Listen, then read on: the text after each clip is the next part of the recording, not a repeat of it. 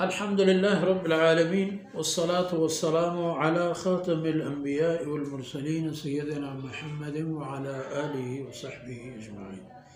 أعوذ بالله من الشيطان الرجيم.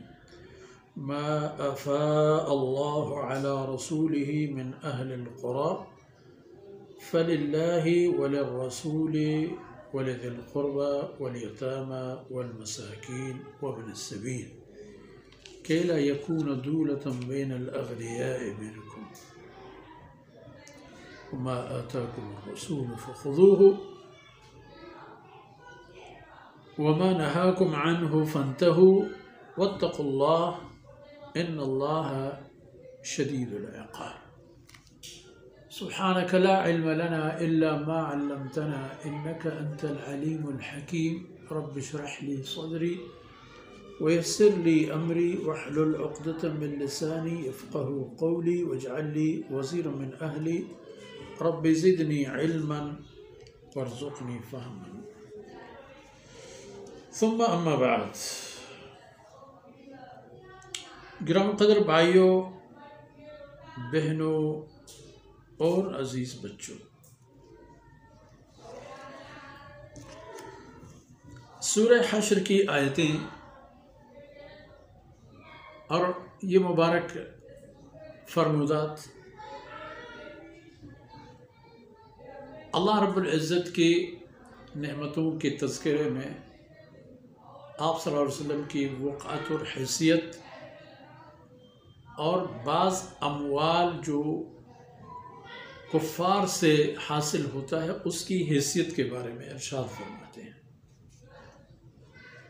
ما افاء اللہ علی رسولہ من اہل القرى، جو کچھ اللہ نے اپنے رسول کے لیے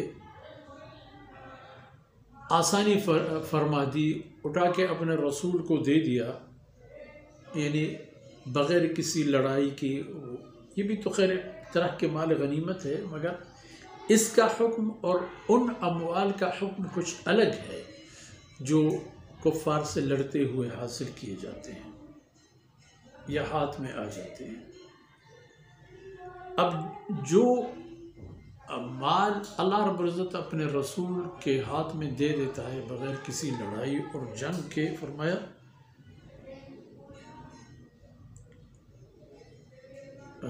یہ وہی مال ہیں کہ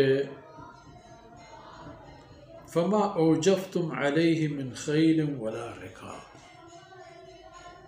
کہ اس مال کو حاصل کرنے کے لیے آپ لوگوں نے کوئی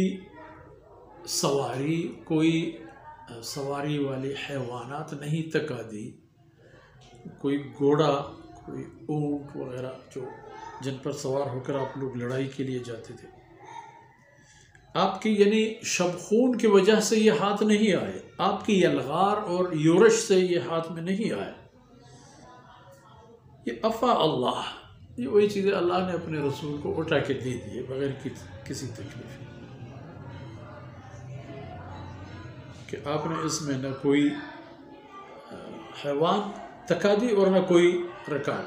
ولیکن اللہ یسلط رسلہ علی من یشاء، یہ اللہ کی مرضی اپنے رسولوں کو کن پر مسلط کر دیتا ہے، ان پر مسلط کر دیتا ہے تو پھر بات ان کی بن جاتی ہے.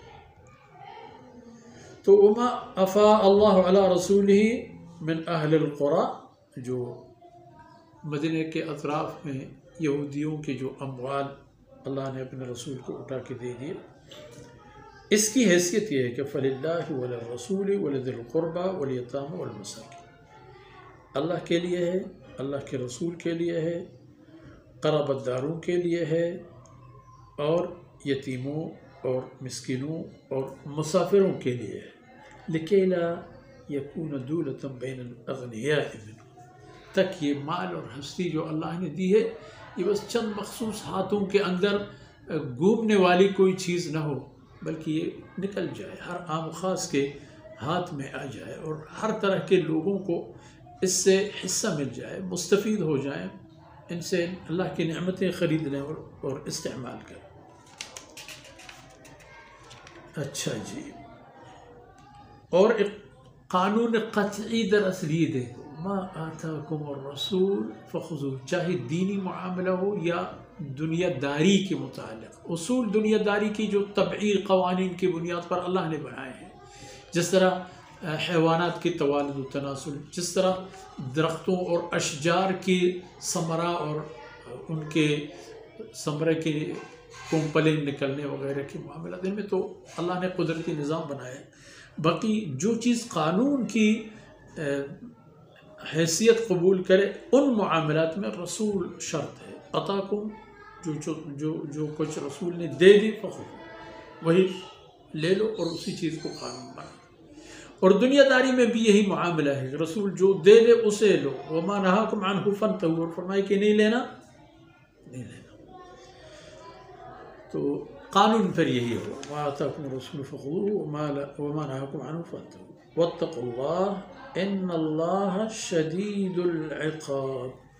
اللہ سے ڈرا کرو کیونکہ اللہ بہت سخت عذاب دینے والی ذات ہے. تو آج کی نشست مختصر ہوتی ہے، اور انشاءاللہ آیت پر تفصیلی جو باتیں ہیں وہ اگلے نشست میں عرض کیے جائیں گے. اللہ تعالی ہماری خامیوں سے درگزر فرمائے اور یہ لمحات ہمارے اور آپ کی دین و دنیا کی قیمتی لمحات ہوں. وصلی اللہ علی نبینا محمد وعلی آلہ وصحبہ اجمعین.